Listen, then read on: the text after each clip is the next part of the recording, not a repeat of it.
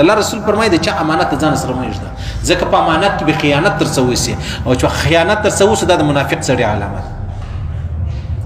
څومره عجبه خبرې دي د چا امانت ابو ذر غفاري رالی ورته ویل یا رسول الله ته ماته یو گورنري شی مې راکړه الله رسول فرمایل دا شان مه کوه دا ډېر ګران کار دی دا ډېر ګران کار دی او بیا ورته ویل الله رسول ورته وفرمایل ابو ذر غفاري ته ول د چا امانت نه دی امانت ځان سره مه ږده نه ستاسو بیا پای کمی وکوتای وسی بیا وسه چم کوي څه ضرورت دی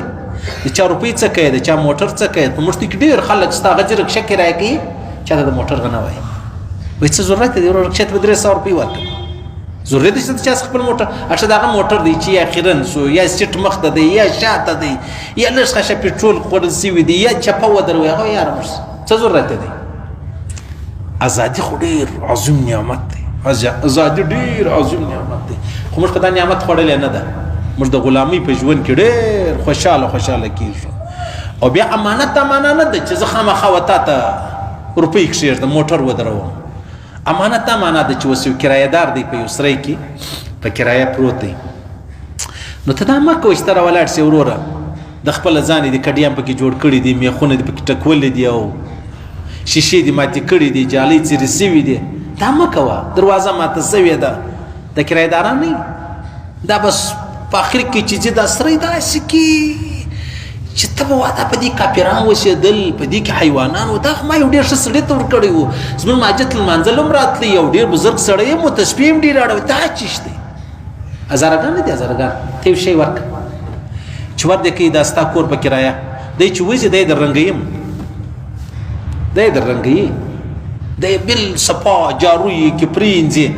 بس بیا تا ته خپل مکان بیا تا ته لا خوند درکړي چې یاره کور یې وده از موږ هغې وایي یاره زما څه دې اډوانس اخیستي ولې اډوانس یې ستا د غلا د وجې درڅه اخیستي وې چې ته غل یې سبا به دې بل په ما پسې پرېږدي سبا به دې بل په ما پسې پرېږدي انو راولاړ سي ورور شیشې ماتې سوي بلپان مات سوي بټنان مات سوي پنکه نسته ما خو تا ته ډېر صفا کور درکړی دا ته چې کوې کم سے کم جارو کولی خو دې سو هغه د اوبو ټینکۍ وروره سر یې خلاص دي چوټې پکې پرتې دي لرګي پکې پراته دي هریان به شي چې خدای دا اوس سپۍ ته مې ورکړی و و حیوانانو ته مې ورکړی و که ما انسانانو ته ورکړی و یعنې ته دا څونه لویه خبره دا امانت دی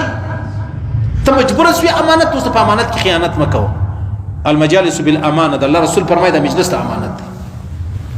چا مجلس درته وکړي دا به چاته کوې نه دا امانت دی پرون دې چړې راته ویل مولوي صاحب یو چا ول دی ډېر ښه بیان کوي خو دا هغه مې دی چې څوک ورله راشي هغه کیسه دی خامخا په بیان کې کوي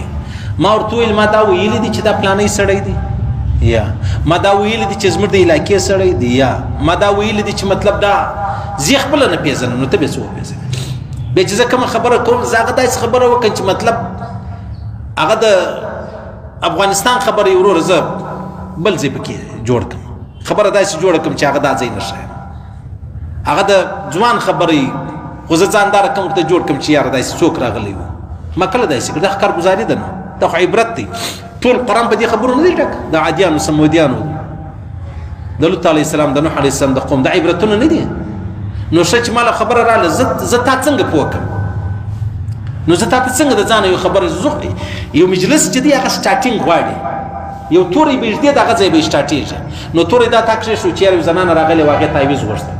یو زنانه راغلی او په هغې سیر سوی یو زنانه راغلی او په هغه جادو سوی یو سپین ږیری راغلی او زوی ښکنځا ورته کړې وه یو زوی راغلی او پلار داسې ورته کړې نو دې ځای خبرې سټارټ شول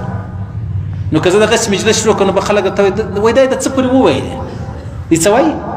وایي دا یې د څه پورې وویل زما خو لا سر نه دی په خلاصوي د دعوت تبلیغ والا نه یي چې ولاړ چې د هغې خواراج بیا کارګزاریانې بیانوي دغه شی د عبرت لپاره بل ځوان راغلی و مولوي صاحب زما کیسه په بیان کې بیا نه کوي همالته داسې وکړه دا کیسه در ګرځوه ځه په مخه دې ښه څه کیسه بل مولوي صاحب ته وکړه چې هغه بیا بیان کې نه کوي شرطونه به نه راباندې ږدي زموږ یو عزیز دی هغه موټر کې څه بیریږي دی چې موټر کې سره کښېني وایي مولوي صاحب موټر به نه ځغلي ورور موټر ولاړ دی اشا موټر کې پسې راسه شرطونه به نه سره ږدو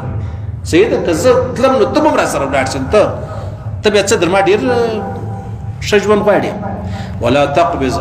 امانت به د چا د ځان سره نه حضرت معاذ بن جبل ته محمد رسول الله وایي دی وصیت درته کوم لکه خپل ورور ته چې کوم سکه ورور ته سړی وصیت کوي څه رقم یې کوي بیا ورته وایي معاذ ډېر راباندې ګران په خدای قسم راباندې ګران قسم یې ورته واخیست صحیح سلو اوس خبره دا نه ده چې یوازې پیغمبر علیه السلام مبارک معاذ بن جبل ته وکړه، دا ټول عالم اسلام ته کړې ده، دا ټول عالم انسانیت ته کړې ده، دا ټول جناتو ته کړې ده. نو ته به څه چم کوې؟ د چا امانت ته ځان سره مه ویږده. مجلس امانت دی، مشوره امانت دی، المستشار مؤتمن. مشوره تاله یو سړی راغلی چې یاره داسې یو چا زوی ته کوزده ورکوم دا پلاني زنانه ده په دې کې ته څه وایه؟ نو هغه زنان ته په خبر یې چې هغه هغسې بل نو هغه ته به بیا وایي چې دا خبر دا پروا نه لري، دا مشوره ده. مشوره په امانت په خیانت نه کوي. که هغه ښځه ابوالعزیز ځوان راغلی و مولوي صاحب داسې واده مې وکړ بیا چا راته ویلو چې دا داسې کور داسې، هغه ښځه در ما تقریبا 20 کاله مشره ده، 20 کاله مشره ده. اوس ته څه چم کوې؟ زه دا تا حال پټ کړی نو دی خو کوچنی دی، هغه عمر تیر دی، اوس د دې څه چش جوړېږي دا تا چې اوس خبره پټه کړې وه، د 2 منټه دپاره دې خبره پټه کړله وه، د 100 کالو غم دې و کور ته ورته جوړ کړي. د الله رسول فرمایي مشوره امانت دی، هغه مشوره به ورکوې چې کوم د ځان دپاره خوښه یې. ستا د زوی دپاره دې څنګه خوښه ده، د ده دپاره به هم هغه خوښه یې. یو څوک کرایهدار ورور په یو محله کې کور په کرایه نیسي، په دې کې بد خلک دي، بیکاره خلک دي، خلک د افغانستان مهاجر راشي وروره بیا یې تنګوي، ذلیله کوي، بیا کور دین دورې کوي، نورې خبرې ورته جوړوي. ورته ووایه دا غل دی، دا ډاکو دی، دا ظالم دی، دا بدماش دی، د سره مه نسه، پټ ورته ووایه، بل کور ورشه. صحیح سو. امانت به د چا سره، د چا امانت به د ځان سره خوندي کوې نه. او امانت ډېر زور غواړي، امانت ډېر زور غواړي. او بیا چې په امانت کې خیانت وشي دا بیا د راغه لا ډېر زور غواړي. خبرې ډېر دي عزیزانو، ما مجلس ما خیال وږدم سلو خو خیر عزیزانو الله رب العزت دې موږ ته هدایت وکړي. معاذ بن جبل ته چې محمد رسول الله مبارک څه ویلي و، الله دې هغه ټولې خبرې موږ ته را نصیب کړي، الله دې موږ توفیق راکړي چې موږ په هغه باندې عمل وکړو. والله رب العزت دې موږ ته داسې ژوند راکړي چې الله په راضي شي، داسې ژوند راکړي چې محمد رسول الله فرمایلي. الله دې د شرمندګۍ وساتي، الله دې د رسوایي وساتي، الله دې د یو درپدرۍ وساتي، الله دې د داسې ازمایښ وساتي چې د ویلو هم نه وي. صحیح سو. الله دې ویل اورېدل قبول منظور وګرځي. الله دې خپل احکامات د جناب نبی کریم صلی الله علیه وسلم مبارک طریقې را نصیب کړي. الله دې پر دې تور مشتمل راکړي چې موږ مرو دا وایي لا اله الا الله.